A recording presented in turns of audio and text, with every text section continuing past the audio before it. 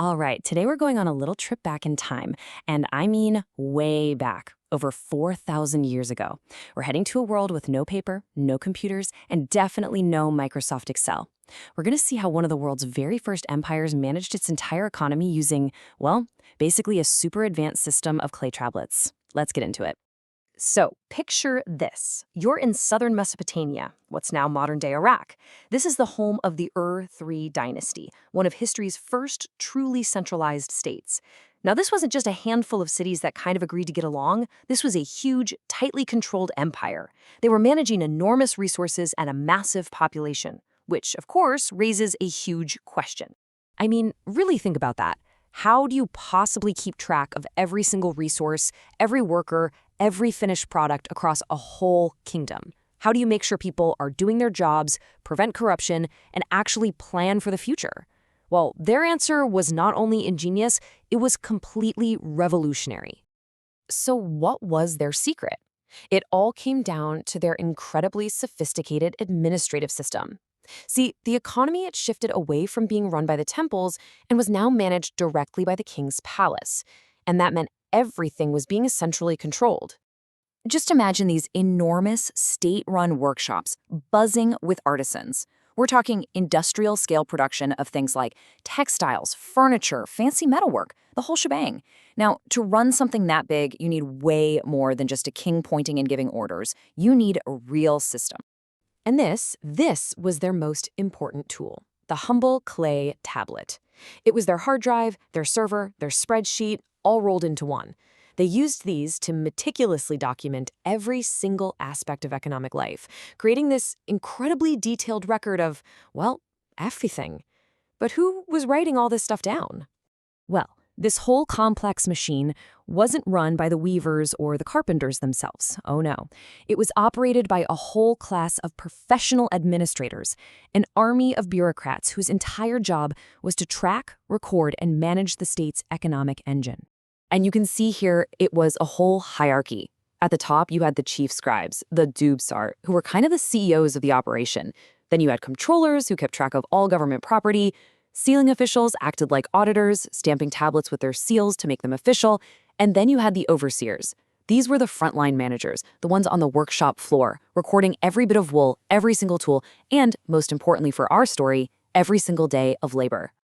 So, what was their secret weapon, their killer app? It was something so advanced that it wouldn't be reinvented in Europe for another 3,000 years. Believe it or not, they were using double-entry bookkeeping. Now, if that sounds familiar, it should. It's literally the foundation of all modern accounting. The basic idea is that for every debit, there has to be a credit. It creates this beautiful, self-checking system where the books always have to balance. It lets you track not just what you have, but where it came from and where it's going. Okay, so here's how it worked on the ground. It was an annual cycle. First, a workshop gets debited for everything it receives, all the raw materials, the tools, and even the projected labor it's expected to use. Then, as the workshop produces finished goods, its account gets credited. At the end of the year, they reconcile everything. Did the value of the products match the value of the materials and labor that went in? Any surplus or deficit was simply carried over to the next year's account.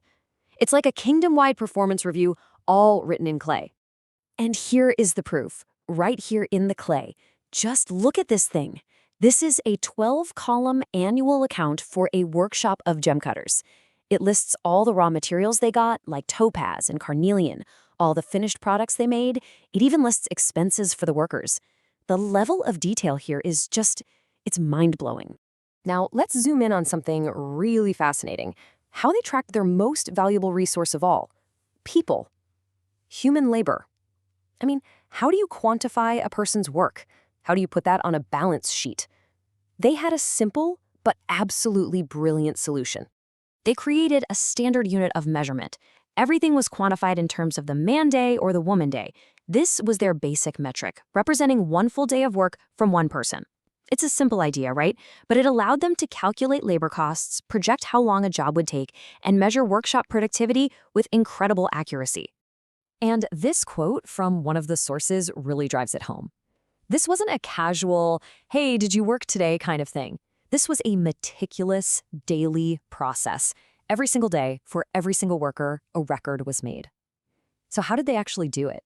Okay, check this out. This is a 4,000-year-old timesheet. No joke. This is an actual attendance grid from a workshop. You can see the names of the craftsmen listed down the side and the days of the month running across the top. If there's an X, the worker was present. A dash, they were absent. This is it. This is how they calculated the man days owed to the state. This is the raw data that powered their entire economic machine. So, what does all this obsessive bean counting really tell us about the people themselves? Well, these tablets are so much more than just numbers. They're a window straight into the social structure of this ancient society, and they reveal that not all workers were created equal. The tablets show a pretty clear two-tiered system. On one side, you had the Grushas and Gameji workers. These were people permanently tied to the state workshops. They got rations to survive, but they had no land rights. They were almost like state property. On the other side, you had the Aaron workers. These were more like semi-free laborers who worked for the state on a seasonal basis, almost like a tax. In return, they also got rations. But, and this is key, they were also given plots of their own land to farm. Let's just pause and absorb that for a moment. This whole incredibly complex system of accounting, of labor management, of social hierarchies was up and running 4,000 years ago. That is a level of administrative sophistication that feels like it belongs to a much, much more modern era. So here's the final thought. We always celebrate the great inventions of the ancient world, right? The wheel, writing, the pyramids. But what if one of the most powerful technologies they ever invented was bureaucracy? The ability to organize people, to record information, to account for everything. Maybe that administrative tech was the real foundation that allowed empires to rise and complex societies to flourish. Something to chew on. Thanks for watching.